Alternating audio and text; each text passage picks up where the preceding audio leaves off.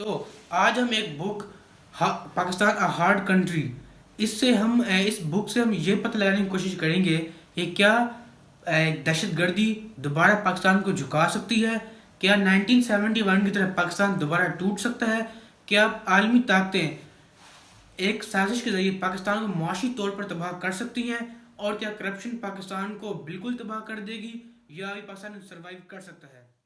تو سوال نمبر 1 ہے، کیا دہشت گردی پاکستان کو جھکا سکتی ہے؟ 9/11 کے بعد پاکستان کے قبائلی علاقوں میں دہشت گردی بڑھنا شروع ہو گئی، اور دہشت گردی آہستہ آہستہ اپنے عروج کو جا رہی تھی، اور پورا پاکستان اس دہشت گردی کی لپیٹ میں آ رہا تھا۔ ایسے موقع پر بہت جلد ایک فوری طور پر فوجی کارروائی بہت ضروری تھی، کیونکہ نہ بڑے بڑے شہر محفوظ تھے دھماکوں سے، نہ مساجد، نہ مزار اور نہ ہی مدارس۔ تو ایسی سچویشن میں ایک جلد فوجی کارروائی کرنا بہت لازمی تھی۔ لیکن مسئلہ یہ تھا کہ قبائلی علاقوں میں جب کوئی باہر سے فوج آتی ہے تو وہ لوگ اپنے اوپر اس فوج کو حملہ آوری سمجھتے ہیں، تو اگر پاکستان قبائلی علاقوں میں اپنی فوج بھیجتا تو یہ ایک نئی جنگ شروع کرنے کے مترادف ہوتا۔ لیکن اس مشکل فیصلے کو آخر کار ہونا ہی تھا، تو جولائی 2002 میں 55 ایئرز کے بعد پاک فوج پہلی مرتبہ قبائلی علاقوں میں داخل ہوگی۔ قبائلی علاقوں میں شروع میں کافی مشکلات آئیں، لیکن کچھ عرصے بعد پاکستان کی سوسائٹی، مذہبی جماعتیں، پاک فوج اور حکومت ایک جھنڈے تلے متحد ہوگی۔ ان سب نے مل کر دہشت گردی کا خاتمہ کرنا چاہا، اور پاکستان نے ایک دہائی سے کم وقت میں ایک دہشت گردی کی مشکل ترین جنگ کو جیت لیا۔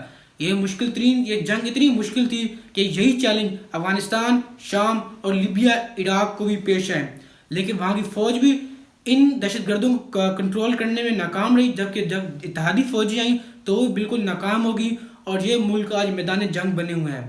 تو جو سوال ہے کیا دہشت گردی پاکستان کو جھکا سکتی ہے، تو اس کا جواب ایک بہت بڑا نہیں ہے۔ کیوں؟ کیونکہ پاکستان کے پاس ایک ویل ٹرینڈ، ڈسپلن اور ایڈوانسڈ آرمی ہے۔ اگر کوئی بھی دہشت گردی تنظیم پاکستان میں پیدا ہوتی ہے تو پاکستان اس کو مٹانے کی پوری قابلیت رکھتا ہے۔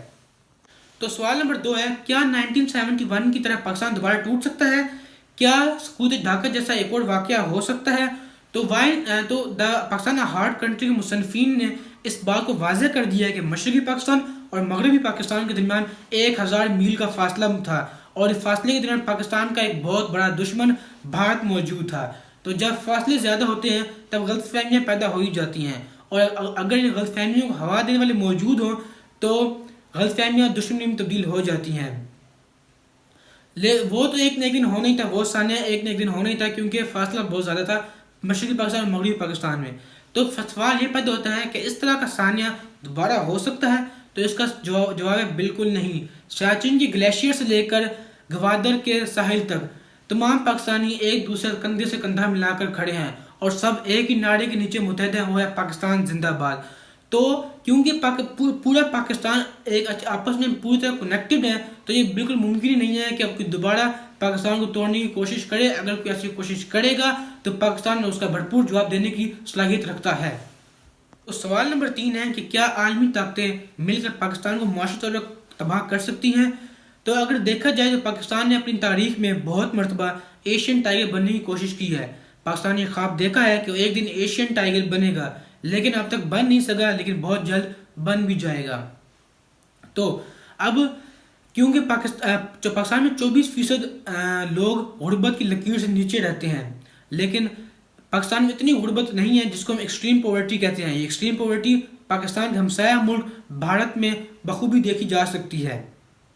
اس کے علاوہ پاکستان میں بہت ساری فلاحی تنظیمیں جیسے ایڈی پاکستان کے ہر کونے میں لوگوں کو تمام سہولیات مہیا کرتی ہیں، اور ان جیسی تنظیموں نے پاکستان کو ایک قحط جیسے وقت سے محفوظ رکھا ہوا ہے۔ اس کے علاوہ پاکستان میں کوئی شخص بھی بھوک کی وجہ سے خودکشی نہیں کرتا۔ یہ پاکستان کی ایک معیشت کی ایک بہت پازیٹیو سائڈ ہے جس کو میڈیا نہیں دکھاتا۔ اس کے علاوہ پاکستان کا گروتھ ریٹ اپنے ہمسایہ ملک انڈیا سے کئی بار آگے رہا ہے۔ اس کا ثبوت آپ سکرین پہ دیکھ سکتے ہیں سٹیٹس میں کہ پاکستان پچھلے 60 سالوں میں انڈیا سے بہت گروتھ ریٹ میں آگے رہا ہے۔ دوسرا سوال یہ ہے کہ کیا کرپشن پاکستان کو پوری طرح تباہ کر سکتی ہے؟ تو اگر ہم پاکستان میں کرپشن بہت زیادہ ہے، کوئی شک نہیں، پاکستان کے ہر ادارے میں کرپشن بے پناہ ہوتی ہے، لیکن اگر ہم کرپشن کو دوسرے اینگل سے دیکھیں تو یہ بات بالکل واضح ہے کہ جب کبھی پاکستان کی ریاست نے کوئی پروجیکٹ تکمیل تک پہنچانے کی ٹھان لی تو ہر حال نے پاکستان کو پورا کر کر دکھایا. اس کی بہترین مثال پاکستان کا نیوکلیئر پروگرام ہے. بھٹو نے کہا تھا کہ ہم گھاس کھا کر زندہ رہ لیں گے لیکن ہم ایٹم بم ضرور بنائیں گے. امریکہ نے پاکستان معاشی پابندیوں میں لگائی ہوئی تھی، اس کے باوجود پاکستان عالم اسلام کا پہلا نیوکلیئر آرم کنٹری بن گیا. اس کے علاوہ اگر ہم دوسری مثال لیں تو ہے کرتال پور کوریڈور. اس کے علاوہ پاکستان کے طول و عرض کو ملانے کے لیے موٹر ویز، تربیلا ڈیم اور منگلا ڈیم ایک عظیم الشان پروجیکٹ ہیں جس کو پاکستان کرپشن ہونے کے باوجود ان کو تکمیل تک پہنچایا. تو اس بات کی واضح ہو گئی یہ بات کہ اگر پاکستان کی ریاست کوئی کام کرنے کی ٹھان لے تو اس کو پورا کر چھوڑتی ہے، چاہے کرپشن ہو، چاہے امریکہ نے معاشی پابندیاں لگائی ہوں.